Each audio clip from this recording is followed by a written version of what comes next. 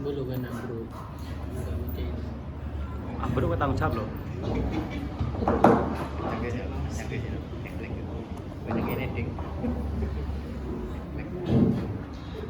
Bismillahirrahmanirrahim. Assalamualaikum warahmatullahi wabarakatuh. Innal hamdalillah nahmaduhu wa nasta'inuhu wa nastaghfiruh wa na'udzu billahi min shururi anfusina wa min sayyiati a'malina. May yahdihillahu fala mudilla lahu wa may yudlil fala hadiya lahu. Asyhadu an la ilaha illallah wahdahu la syarika lahu wa asyhadu anna Muhammadan 'abduhu wa rasuluhu la nabiyya wa la rasula ba'dahu. Allahumma ati nufusana taqwaha wa zakkiha anta khairu man zakkaha anta waliyuha wa maulaha. Allahumma inna na'udzubika min 'ilmin la yanfa' wa min qalbin la yakhsha wa min nafsin la tashba' wa min da'watin la yustajabu laha. Bapak-bapak, ibu-ibu, jamaah salat maghrib rahimakumullah. Alhamdulillah pada kesempatan sore hari ini atau menjelang malam menikah atas limpahan nikmat dan juga karunia dari Allah Subhanahu wa taala, Allah perkenankan kita semuanya untuk bisa melaksanakan sholat apa lagi Pak? Maghrib. Terus lagi, sampai subuh nih. Sholat maghrib dengan berjamaah. Karena pahalanya pun sholat orang yang mengerjakan sholat berjamaah menika 25 kali lipat atau 27 derajat. Sholatul jama'ati afdalu min sholatil fardhi bi 27 darajah. Sholat berjamaah dibanding dengan sholat sendiri, maka kelipatannya adalah 27 atau 25. Sholat dan salam kita aturkan kepada baginda Maulana Muhammad sallallahu alaihi wasallam, sayyidul awwalin wa sayyidul akhirin, khatamul anbiya wal mursalin, manusia yang paling terbaik, penutup dari para nabi dan juga rasul, yang mana Allah Subhanahu wa taala firmankan petunjuknya kepada kita semuanya, laqad kana lakum fi rasulillahi uswatun hasanah. Telah kami jadikan pada diri Nabi Muhammad menika apa? Suri tauladan yang terbaik, yang paling mulia.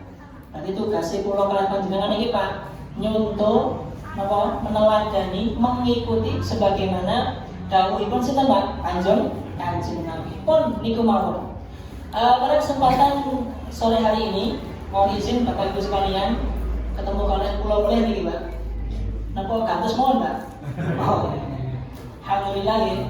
Insyaallah kita akan sedikit membahas beberapa tema pasti berkaitan dengan pembahasan yang lalu atau pada bulan yang lalu. Jadi mengenai tema akidah, tapi kita akan lebih perincikan. Allah Subhanahu wa taala berfirman dalam surat Muhammad ayat 19 yang dulu ya, fa'lam annahu la ilaha illallah wastaghfir li dzambik. Fa'lam annahu, kita diminta untuk mengilmui la ilaha illallah. Jadi apa saja yang berada pada turunan pun la ilaha illallah.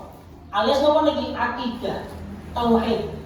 Ilmu yang nanti kalau ketika kita sudah menghatamkan ilmu tersebut, kita akan mengatakan dengan yakin, dengan pasti tiada Tuhan selain Allah. Nah, ini disebut dengan ilmu apa Pak? Akidah atau ilmu tauhid. Kalau kemarin kita membahas secara global ya, tentang kewajiban seorang muslim atau mukmin itu kenal dengan Allah, yaitu Tuhannya atau Rabbnya. Kemudian kenal dengan syariatnya, agama Islam, dan kenal dengan siapa? Nabinya, Nabi Muhammad Sallallahu Alaihi Wasallam. Karena kita umat itu Nabi Muhammad. Otomatis kalau misalkan kita termasuk umat Nabi Muhammad, kita harus kenali, kita harus perdalam nopo kemamon yang disampaikan oleh Nabi Muhammad. Terkhusus pada tema keimanan. Kenapa tema keimanan? Karena kalau kita mengakui Nabi Muhammad menikah sebagai Rasul, sebagai utusan Allah, apalagi penutup dari para Nabi, maka menawi enten dan banjar sari ngaku aku Nabi nomor 6. Nah, misalkan, terima Pak, saya betul Pak ya? Ngaku sih, jelas ya. Karena penutup Nabi Rasul sinten? Nabi Muhammad. Nah, ini wujud keimanan kita meyakini tidak ada nabi, tidak ada rasul setelah Nabi Muhammad. Konsekuensinya ngoten niku. Sinten mawon ten pundi ten Solo Baru misalkan, ten pundi ten Proliman mriku misalkan. Ana sing ngaku dadi nabi, wah langsung otomatis berarti orang ini kadzdzab, pendusta. Kenapa? Karena Nabi Muhammad napa Pak? Khatamul Anbiya, penutup dari para nabi. Bapak Ibu sekalian, konsekuensi dari mengimani Nabi Muhammad jadi termasuk dalam kemarin nih kita urut-urut mulai mawon 3 prinsip orang beriman itu bagi seorang hamba adalah yang pertama mengetahui Allah Subhanahu wa Ta'ala, kenal dengan Allah Subhanahu wa Ta'ala. Kemudian yang kedua, mengetahui syariat Islam atau agama Islam. Dan yang ketiga, mengetahui utusan Allah siapa? Nabi Muhammad Sallallahu Alaihi Wasallam yang kita harapkan syafaatnya nanti ketika yaumul kiamat. Terus lagi, kita tiap hari sholawat, ketika sholat, ketika hari Jumat, kita ingin mengharapkan syafaat sinten Nabi Muhammad Sallallahu Alaihi Wasallam. Dan kita akan langsung pada masuk detail. Kalau kita ingin mengenal Nabi Muhammad, ya mau tidak mau ya harus membaca apa Bu? Membaca sirahnya, membaca petunjuknya, membaca hadisnya. Kenapa perlu kita baca? Bagaimana kita mau kenal seseorang kalau kita tidak mau meluangkan waktu untuk membaca? Ada perkataan Nabi, ada perbuatan Nabi, ada kisah yang diceritakan orang setelah Nabi mengenai Nabi Muhammad. Tapi setiap dari kisah tersebut bisa benar, bisa salah. Maka kita mengenal ada namanya hadis sahih, ada hadis apa? Dhaif. Hadis yang sahih, yang benar, runtutannya memang Nabi mengatakan, atau runtutannya Nabi memang benar melakukan. Nah, kalau hadis yang dhaif ini hadis yang tidak benar. Kok bisa tidak benar? Bagaimana? Misalkan pertengahan jalannya, misalkan ini satu informasi dikabarkan Pak A, B, C, D sampai E misalkan.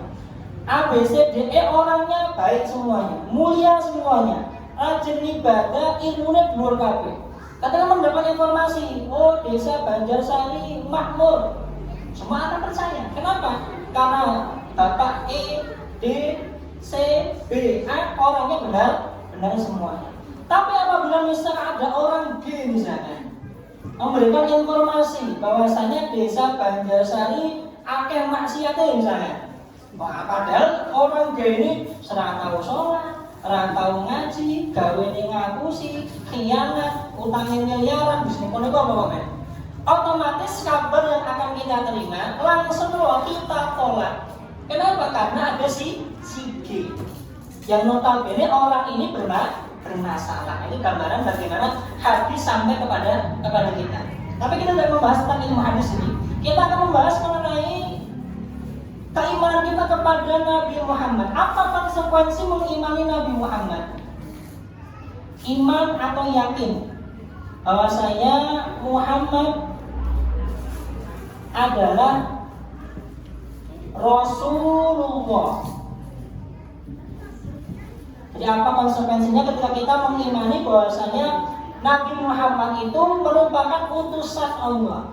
Konsekuensi yang pertama kita sudah singgung kemarin sebenarnya. Yang pertama, at-tasdiqu fi ma akhbar. Kita percaya setiap kabar atau informasi. Percaya bisa kita artikan dengan yakin. Kita meyakini setiap kabar, informasi yang disampaikan oleh Nabi Muhammad merupakan kebenaran. Jadi tanda kita mengimani Muhammad, kalau kita percaya dengan kabar yang beliau sampaikan, dengan catatan kabarnya harus apa? Sahih. Mas nek kabare dhaif piye? Rasa digagas, mboten apa-apa, kita tinggalkan. Kalau kabar niku sahih, maka kita wajib mengimani, mempercayainya. Yang kedua, setelah kita mendapatkan kabar dari beliau, otomatis kewajiban kita apa? At-ta'atu fi ma'amar, taat atas setiap perintah. Nabi Muhammad bersabda, bla bla bla bla, meminta kita misalkan melakukan kebaikan, meminta kita untuk berbuat baik kepada orang tua, meminta kita menyayangi yang lebih kecil misalkan, meminta kita menolong itu kan. Nah, ketika kita mendengarkan seperti itu, maka sikap orang yang beriman meyakini Muhammad Rasulullah adalah apa? Taat. Oh iya, Nabi kula laksanakan. Kenapa? Karena Nabi yang mengatakan. Karena Nabi yang apa? Memberikan ultimatum langsung kepada kita. Kemudian yang ketiga, wal istinabu amma naha anhu wa zajar, meninggalkan atau menjauhi. Kalau tadi perintah, berarti apa? Larangan.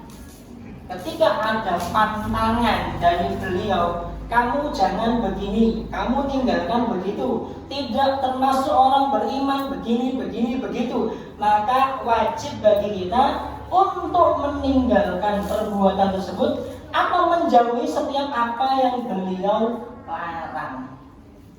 Jadi gambarannya kalau kita meyakini Nabi Muhammad sebagai Rasul, 3 hal ini harus kita tatbikkan dulu dalam diri kita. Nah, kalau misalnya sudah percaya, sudah yakin, sudah siap taat, sudah siap meninggalkan apa yang beliau larang, baru kita masuk pada pembahasan berikutnya. Di dalam syariat Islam, kita akan mengenal dengan sesuatu yang gaib. Apa Pak? Gaib itu apa Pak? Tidak terlihat, tidak metafisik. Jadi tidak bisa kita lihat, kita saksikan, kita pegang, kita raba, tidak bisa. Maka salah satu bentuk keimanan kita kepada syariat Islam adalah yu'minuna bil ghaibi. Mikir Al-Baqarah alif lam mim dzalikal kitabul raiba fihi hudal lil muttaqin. Terus apa? Alladzina yu'minuna bil ghaib. Ada perkara-perkara dalam syariat Islam yang notabene itu tidak bisa dirasakan, dilihat, dipegang dan lain sebagainya, karena bahannya atau wujudnya tidak ada. Nah, tapi informasi tersebut disampaikan oleh siapa? Nabi Muhammad. Nah, karena konsekuensi kita mengimani beliau sebagai Rasul, otomatis ketika Nabi Muhammad menyampaikan perkara gaib yang tidak bisa kita rasakan, tidak bisa kita lihat, tidak bisa kita gemuk, tidak bisa napa kemauan, percaya apa betul Pak? Percaya. Konsekuensi iman kepada siapa? Nabi Muhammad. Karena kita harus meyakini setiap yang beliau sampaikan itu kebenaran. Rasul menyampaikan adanya misalkan surga, wal jannatu haqqun, wan naru haqqun, neraka. Percaya betul Pak surga neraka Pak? Tenane 100% apa 50%? 100% harus percaya. Separuh. Wah, bahaya lagi. Ini mempengaruhi tauhid kita. Kenapa? Karena Nabi sendiri menyampaikan bahwasanya ada surga, misalnya surga, ada neraka. Ketika kita mendapat informasi itu, orang sana neko-neko, emang harus sama surga. Nah, karena kita mendengarkan seperti itu. Jadi orang-orang yang denial, orang-orang yang nggak mau ikut syariat, kemudian dikatakan, dinasehati, kowe nek ngono ki mlebu neraka lho. Emang kowe wis tau ngicipi apa? Ini bahaya seperti ini. Ini tanda dia tidak memahami apa Pak? Iman kepada Rasulullah. Iman itu bukan percaya Rasul Tuhan ya. Kita mempercayai Muhammad utusan Allah. Nah, kalau misalkan dia sudah tidak percaya dari awal, ya sudah nggak usah diskusi lagi. Tidak ada gunanya berarti. Karena dari dasarnya kita sudah berbeda. Orang mukmin, orang muslim harus meyakini bahwasanya setiap yang disampaikan Nabi, kabarnya, informasi, perkara-perkara gaib yang tidak kelihatan, yang tidak diketahui, itu suatu kebenaran. Maka mereka belum menyampaikan tanda ini loh ini loh swarga bla bla bla bla bla. Sami'na wa ata'na amanna. Saya beriman, saya mendengar, saya patuh. Kalau tanda ini neraka model ini. Itu sudah sami'na wa ata'na amanna. Kita beriman, kita mendengarkan, kita patuh, kita taat. Itu kalau orang yang beriman. Tapi kalau misalkan dia belum mengenal tema keimanan, dari kita bahas di awal ini, ya maka jangan heran Pak, akan muncul perkataan, ucapan yang mungkin kasarannya apa? Deminya, pengingkaran. Oh yang kita tahu dulu rokok wae. Kalau belum tahu toh, ya wis kasar kondo-kondo. Nah, ini akibat dia tidak mengimani Rasulullah. Nah, buah dari maratib keimanan tadi akan kita ketahui bahwasanya dalam syariat ini itu terbagi keimanan seseorang itu atau agama itu sendiri. Ada namanya Islam, ada namanya iman, ada namanya ihsan. Ini dituangkan dalam hadis Jibril At-Tawil. Hadis Jibril yang dua ini Mbak. Ngapa sama betul ini Mbak? Bainama nahnu julusun inda Rasulullah sallallahu alaihi wasallam ittala alaihi rajulun syadidul bayad thiyabi syadidul sawadi syahri. Terus Pak? Tuh, dari apa? Hari ini jangan pakai barang-barang Pak ya. Beliau mengatakan ada malaikat Jibril datang bertanya kepada Nabi, tapi bentuknya manusia. Akhbirni anil Islam, akhbirni anil iman, wa akhbirni anil ihsan. Ada tentang Islam, tentang iman, tentang ihsan. Berarti level orang dalam beragama ini ada orang yang level masih bawah Islam, ada level yang sudah beriman, ada level yang apa? Ihsan. Yang di dalamnya kita tahu ada rukun Islam, ada rukun iman. Rukun Islam ini Pak? Itu Pak? Halo.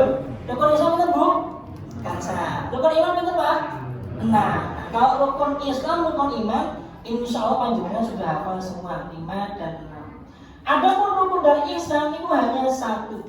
Anta'budallaha ka'annaka tarahu. Fa in lam takun tarahu fa innahu yaraka. Kamu menyembah, beribadah kepada Allah seakan-akan kamu langsung melihat Allah. Kalaupun kamu tidak bisa merasa melihat Allah, maka yakini bahwa Allah melihat dirimu. Nah, ini ihsan. Kalau orang sudah sampai level muhsinin, dimanapun dia berada, dalam keadaan apapun, di gelap malam jam 12, istrinya gelangan, mati, motor tangganya dengan apa, kuncinya cemendal. Pendek apa betul Pak? Tidak akan diambil. Kenapa? Karena meyakini ada Allah yang nama alimun khabir, sami'un basir, maha melihat. Itu levelnya sudah ihsan. Nah, yang akan kita bahas pada kesempatan kali ini adalah berkaitan mengenai keimanan, perkara-perkara gaib yang mungkin notabene tidak bisa kita rasakan, tidak bisa kita dapati, tapi Nabi Muhammad memberikan informasinya. Nama niku Mas ada. Langsung sebut dari lagi Pak. Ada. Jadi ini macam apa ya Pak? Tapi udah apa? Requestan jenengan kalau iya nih. Adab di sini berarti tandanya apa? Orang-orang yang seharusnya taat melakukan perintah Nabi. Ada yang seharusnya dia meninggalkan setiap larangan malah dibalik. Ketaatannya ditinggalkan, larangannya malah dikerjakan. Jadi konsekuensi, ketika ada orang mendapatkan perintah dari Allah atau perintah Rasulullah, apa misalkan sholat fardu, hukumnya apa Pak? Wajib, semua kan. Sholat itu hukumnya wajib. Tapi berapa banyak yang menunaikan sholat? Kadang pas gede Pak? Halo, kadang pas gede? Segede. Dibanding dengan yang tidak mengerjakan dan mengerjakan lebih banyak yang tidak mengerjakan. Nah, berarti perintah itu dilanggar. Perintah itu tidak ditunaikan. Atau perkara haramnya, minum khamr, berzina, berjudi, apa niku? Slot niku, itu Pak, ingkang slot niku to, nang HP niku dan lain sebagainya. Berarti dia sudah mendatangi apa yang Allah dan Rasulnya larang. Maka ketika itu konsekuensinya adalah apa ini? Adab. Akan diberikan adab oleh Allah Subhanahu wa taala. Memang bukan sekarang wujudnya. Makanya pertanggungjawaban itu akan ada masanya sendiri. Allah Subhanahu wa taala berfirman dalam surat Ghafir ayat ke-46, "An-naru yu'riduna 'alayha ghuduwan wa 'ashiyya." An-nar. An-nar itu artinya apa? Neraka. Tapi yang dimaksudkan di sini an-nar ini adalah apa? Siksa. An-naru yu'riduna 'alaiha ghuduwan wa 'ashiyya. Jadi siksaan itu diberikan kepada mereka. Kalau ayat sebelumnya ini membahas mengenai Fir'aun dan para sekutunya, atau orang yang semisal Fir'aun. Jadi orang-orang yang dirinya tidak mengakui Allah, tidak mengakui syariat, itu kan seperti Fir'aun. Dan para orang-orang setelah zamannya tapi mengikuti jejak siapa? Fir'aun. Itu sama. Bagi mereka anna siksaan ghuduwan wa 'ashiyya, pagi dan juga petang. Jadi mereka ini mendapat siksaan pagi sampai petang sampai pagi sampai petang terus muter. Lemas itu kapan terjadinya? Nah, apakah nanti ketika hari kiamat? Bukan. Sebelum itu. Karena ayatnya berbunyi wa yauma taqumus saa'atu. Nanti ketika hari kiamat Allah akan firmankan, berikan perintah, adkhilu, masukkan ahla Fir'aun, orang-orang yang termasuk keluarga Fir'aun, asyad dan azab, tempat paling ngeri azabnya. Berarti ada azab nanti di hari kiamat, ada azab sebelum hari kiamat. Nomor itu Pak berarti Pak? Alam nomor itu berarti alam kubur, alam barzakh. Apa lagi yang lainnya? Surat Toha ayat 124. Wa man a'rada 'an dzikri fa inna lahu ma'isyatan dhanka. Orang-orang yang tidak sepakat, tidak setuju, mengingkari peringatan dariku atau dari Allah Subhanahu wa taala, maka siap-siap dia akan diberikan ma'isyatan dhanka, kehidupan yang sempit. Ma'isyatan dhanka. Wa nahsyuruhu yaumal qiyamati a'ma. Nanti akan kami kumpulkan ketika hari kiamat dalam keadaan buta. Saat itu kalau tahu, padahal ketika dunia kan happy-happy Pak, foya-foya dan lain sebagainya, digunakan maksiat dan sebagainya. Dan terus kapan kehidupan yang sempit ini? Nah, berarti bukan di dunia. Maka para ulama menyimpulkan pertama dari surat yang pertama, Al-Imam Ibnu Katsir. Sebagai salah satu Abul Fida ini mufassir terkemuka fenomenal, namanya adalah Abul Fida Ibnu Katsir. Beliau mengatakan ayat yang pertama ini tanda bahwasanya ada yang bernama apa? Azab kubur, menandakan adanya azab kubur. Ayat yang pertama tadi, karena disebutkan di sini orang-orang ahli Fir'aun mendapat azab pagi dan petang padahal belum sampai hari kiamat. Sudah belum azab. Nah, kapan azab ini? Oh, berarti ini azab kapan? Ketika di kuburan. Nah, yang kedua, ulama juga menyampaikan mengenai surat Toha ayat 124. Tandanya apa? Tandanya ada kehidupan setelah kematian. Maka mereka, para ulama kita menyimpulkan bahwasanya kehidupan manusia itu terbagi menjadi 3. Ini Pak, 3. Setunggal adalah hayatud dunia, kehidupan dunia. Nah, saat ini kalau kalian panjenengan berarti masuk dari mana nih? Masih dalam mana? Dunia, hayatud dunia. Yang kedua, hayatul barzakh. Alam apa itu Pak? Barzakh, atau kita kenal dengan alam kubur, alam barzakh atau alam kubur. Dan yang terakhir adalah hayatul akhirah. Apa itu Pak? Akhirat, alam akhirat. Jadi ada kehidupan dunia, ada kehidupan alam barzakh, ada kehidupan nanti di akhirat. Nah, kalau kita sekarang, Bapak Ibu sekalian, berarti masih di mana Pak? Dunia, masih yang pertama, dunia. Mas, kapan pindah alam Mas? Ketika meninggal dunia. Lalu kita pindah alam kemana? Alam barzakh. Terus apa? Terus mungkin yang cerita ya Bapak. Kenapa dijatah? Oh dia dijatah. Surat Ali Imran ayat 185. Kullu nafsin dha'iqatul maut. Setiap yang bernyawa pasti akan meninggal dunia. Innama yuwaffawna ujurahum yawmal qiyamah. Faman zuhziha 'anil nar wa udkhila jannata faqad faz. Wa man hayatud dunya illa mata'ul ghurur. Orang yang ketika dia meninggal dunia dijauhkan dari siksa api neraka, maka dia telah mendapatkan kemenangan yang sesungguhnya. Dan hati-hati bahwasanya dunia itu apa Pak? Ghurur, tipu muslihat. Ditandakan dengan menang itu bukan ketika nopo, hartanya kata, bukan ketika usahanya melimpah ruah, anaknya namanya lemu boten, tapi ketika panjenengan dan keluarga bisa terhindar dari apa? Siksa api neraka, itu puncaknya. Dan kita kembali lagi. Nah, ada alam barzah. Alam barzah ini dimulai ketika kita meninggal dunia sampai nanti akan dibangkitkan, yaitu ketika hari kiamat. Jadi alam berikutnya setelah kita meninggal dunia adalah alam barzah.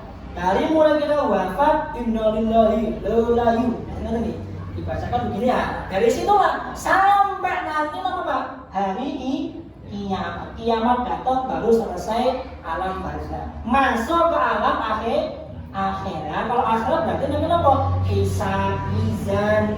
Apa ya? Dihitung amalan kita, kemudian ditimbang sampai nanti pada ujungnya ada yang masuk apa Pak? Surga. Ada yang masuk Pak? Neraka. Itu ujungnya. Nah, sering pertanyaan, Mas, emangnya waktu antara dunia, alam barzah, akhirat ki padha apa beda, Mas? Sampe kok beda, Pak? Berbeda. Nah, ini yang membuat segala macam apa yang disabdakan atau difirmankan Allah Subhanahu wa taala itu real, nyata. Kenapa nyata? Karena tatanan waktu di dunia kita sekarang atau hayat di dunia yang pertama itu berbeda dengan yang kedua atau berbeda dengan yang ketiga. Maka kita akan ambil contoh misalkan surat Al-Ma'arij ayat 4. Surat Al-Ma'arij ayat 4 yang berbunyi ayat 4 dari surat Al-Ma'arij. Yauma ta'rujul malaikatu warruhu ilaihi fi yaumin kana miqdaruhu khamsina alfa sanah. Perbandingan satu hari dengan hari di akhirat nanti adalah 50.000 tahun.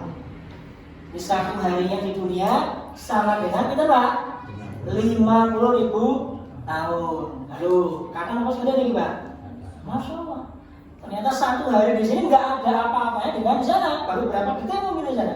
Bahkan 0, sekian. Atau ayat yang kedua. Ayat yang kedua berarti di surah Al-Hajj.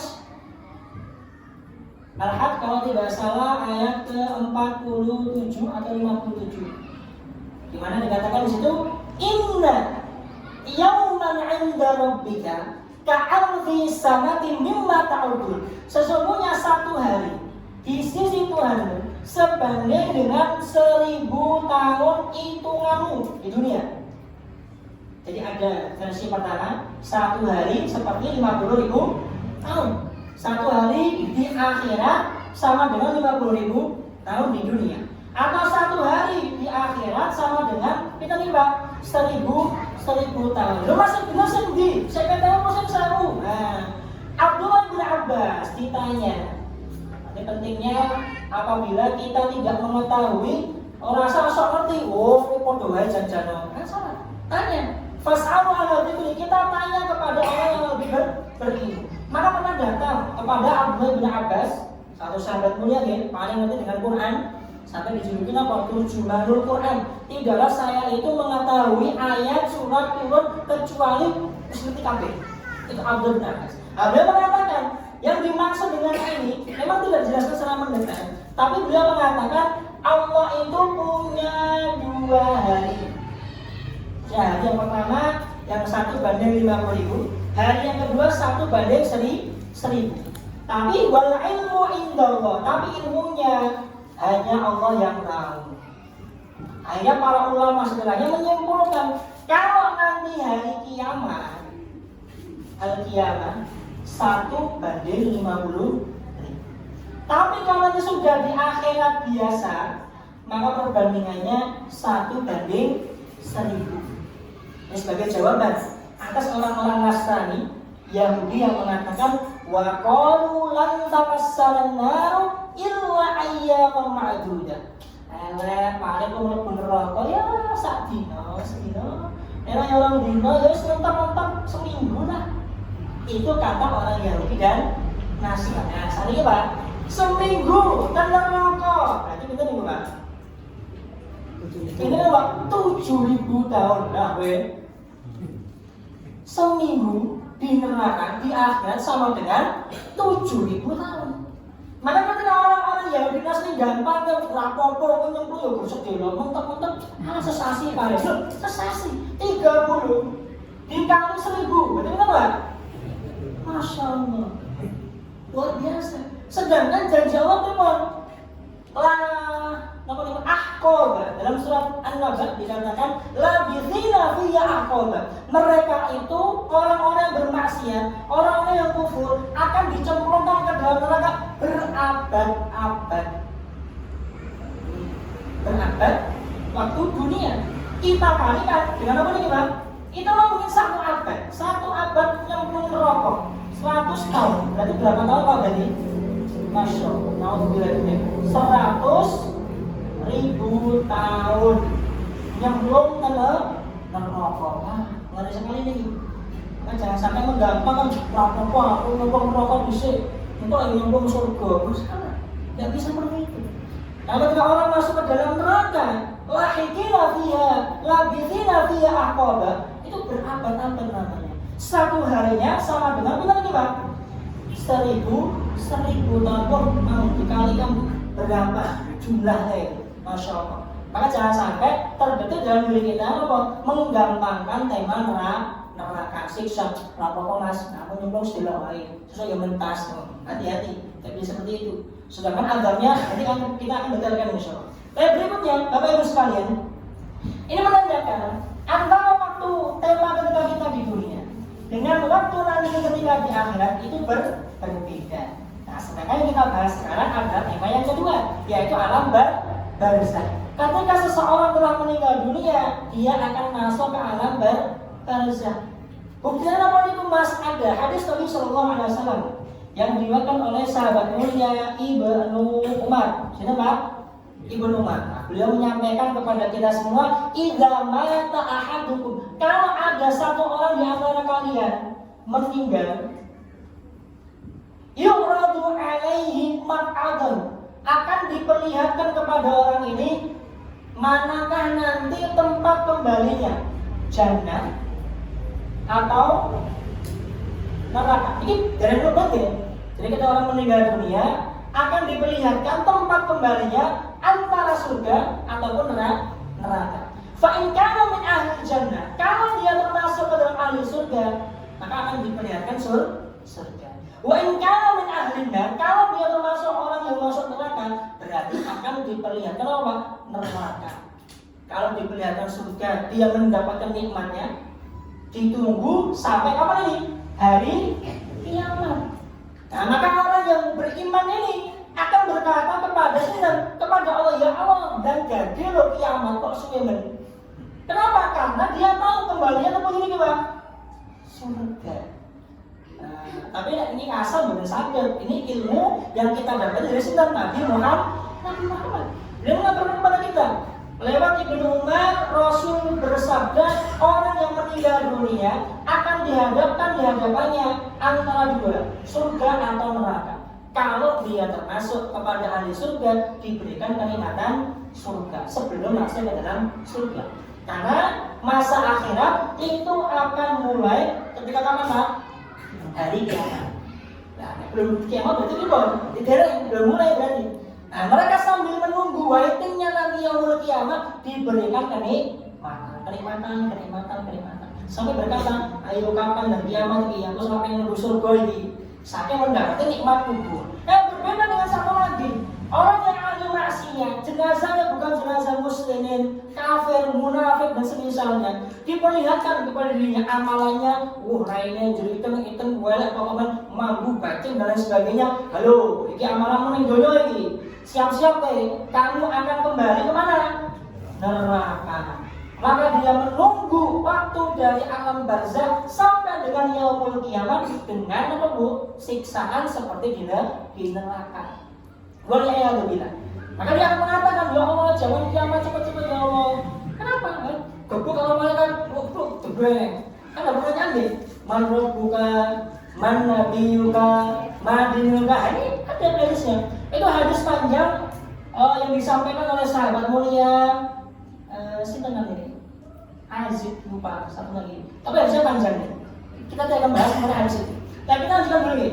Kemudian ada hadis lagi dari Bunda Aisyah radhiyallahu anha. Bunda Aisyah didatangi oleh perempuan Yahudi. Ini Pak, perempuan Yahudi. Nah, perempuan Yahudi berkata kepada Bunda Aisyah, "A'adzakillahu min adzabil qabri." Semoga kamu dilindungi Allah dari siksa kubur. Nah, kemudian Bunda Aisyah tanya kepada Nabi, "Ya Nabi, emang ada namanya azab kubur?" Maka jawaban Nabi, "Na'am, ada azabul qabr." Maka setelah itu tidaklah aku melihat Nabi Muhammad kecuali ketika sholat, Rasul setiap habis sholat beliau ta'awudz, berlindung dari siksa kubur.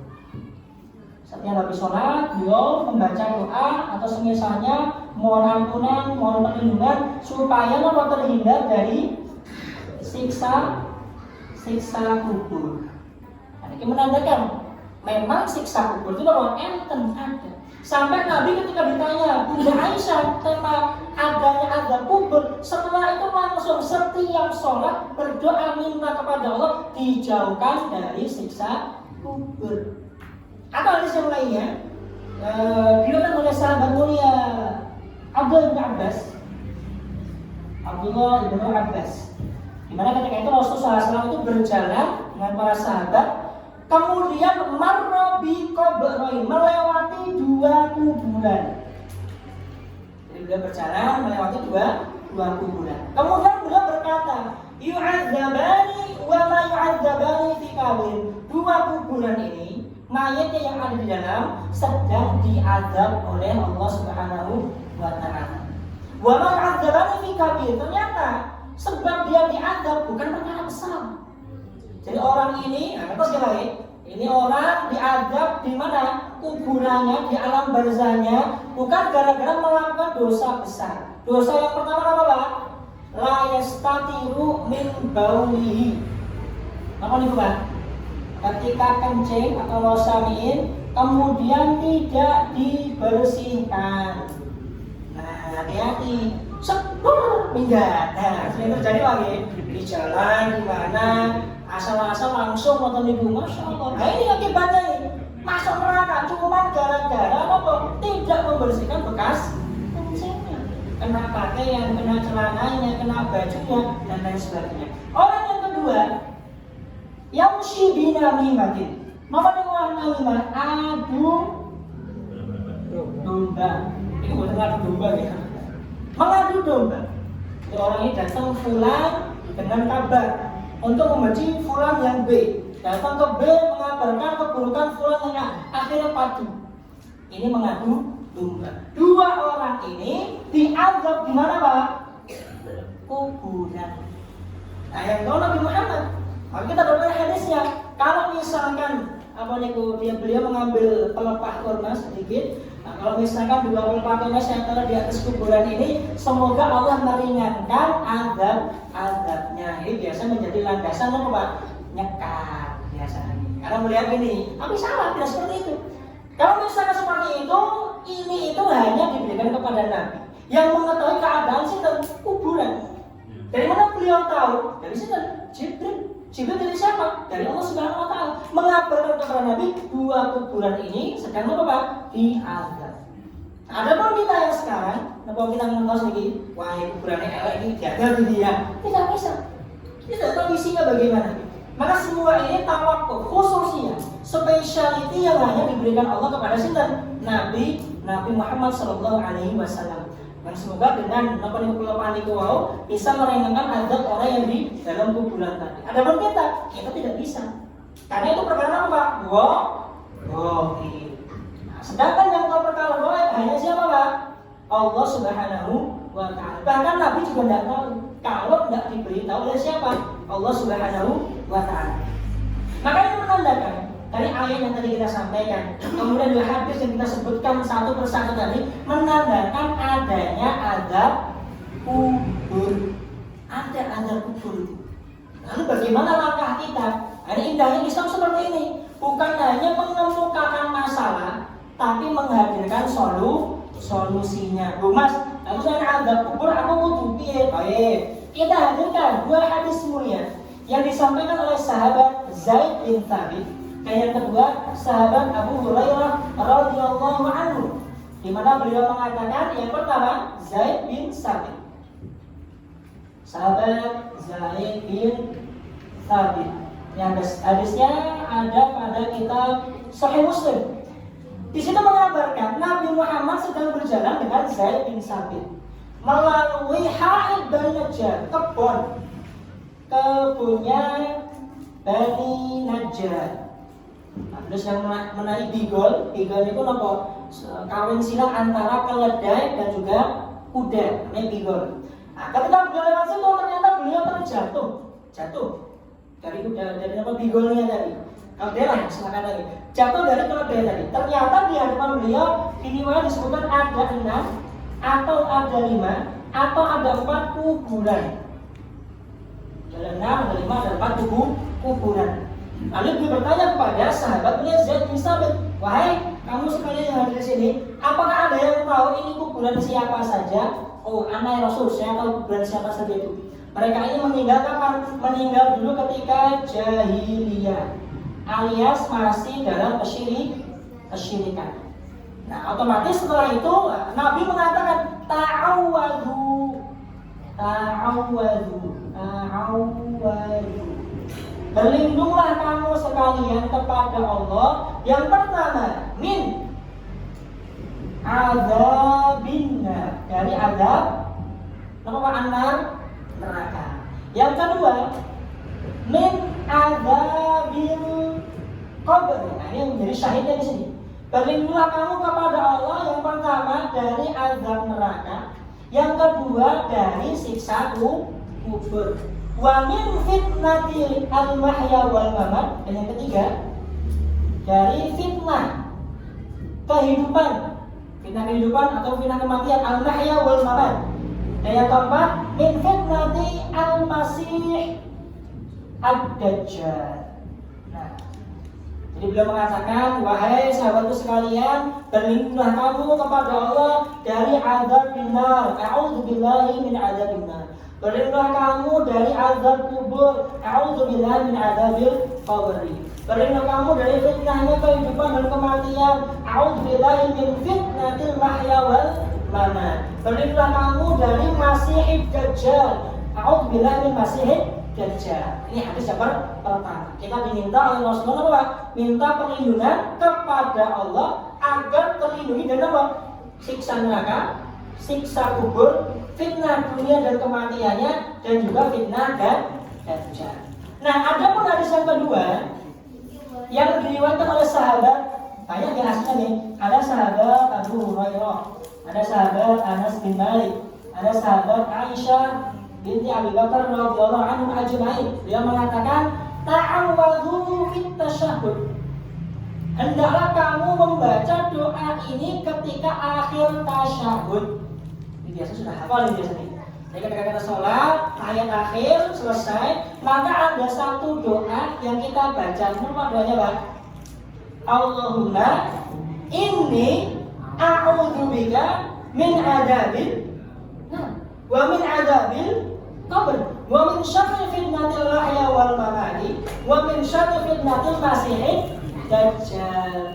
Kita diminta di hadis dari Abu Hurairah radhiyallahu anhu untuk berdoa atau ketika tasyahud akhir. Apa doanya? Diawali dengan a'udzubika atau a'udzubillah. A'udzubika. Dari apa? Sama. 1, 2, 3 dan juga 4. Allahumma inni a'udzubika min adzabil nari wa min adzabil qabri wa min syarri fitnatil mahya wal mamati wa min syarri fitnatil masiihid dajjal. Kita diminta berdoa setiap tasyahud. Berapa kali Pak kita tasyahud sehari Pak? Itu Pak 5 kali wajibnya nih. Belum sholat sunnahnya, belum sholat tahajudnya, belum sholat duhanya dan lain sebagainya. Berkali-kali kita diminta berlindung kepada Allah dari azab-azab tersebut. Nah, karena tema kita azab kubur, berapa buat ini Pak? Min azabil kubur. Kita diminta untuk melindungi diri kita dan keluarga kita, anak-anak kita, orang-orang terdekat kita dari azab kubur, fitnah kubur. Salah satu gambaran yang paling luar biasa disampaikan oleh sahabat mulia Utsman bin Affan. Jadi Utsman bin Affan ini adalah khalifah yang keberapa? Ketiga nih, Abu Bakar, Umar, kemudian Utsman.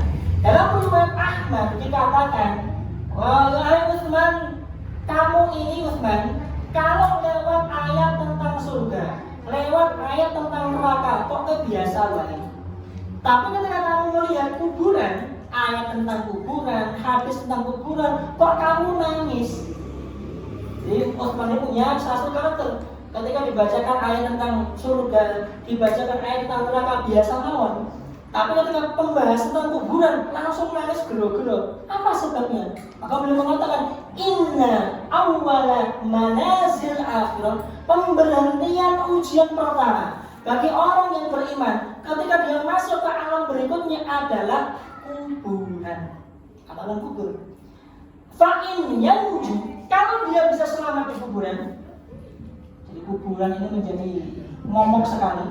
Kalau dia bisa utama selamat, atau baca selamat, fama ba'da dzalika aisar, maka kehidupan selanjutnya, ujian berikutnya itu akan lebih mudah. Imbangan mizan hisab akan mudah kalau di kuburnya sudah mudah. Wa in kana lam yanju, tapi kalau ketika di kuburan dia tidak selamat, fama ba'da dzalika, maka setelahnya akan lebih sulit untuk selamat. Jadi kalau misalkan nanti pulau semuanya panjenengan sudah masuk ke alam barzah, mendapati nikmat di alam barzah, berarti jalannya akan lebih mudah untuk masuk ke dalam surga.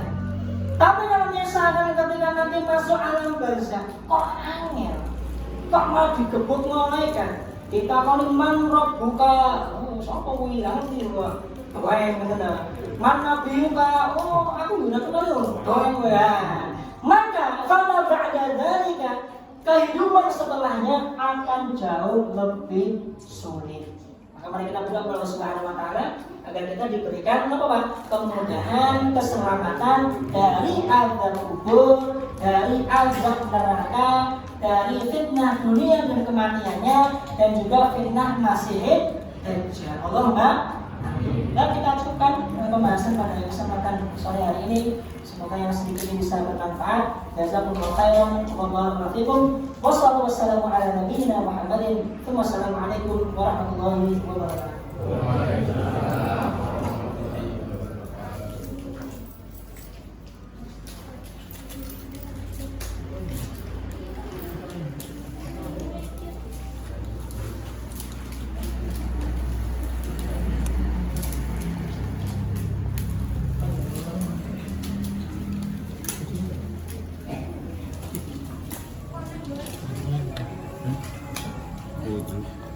Kelepasan.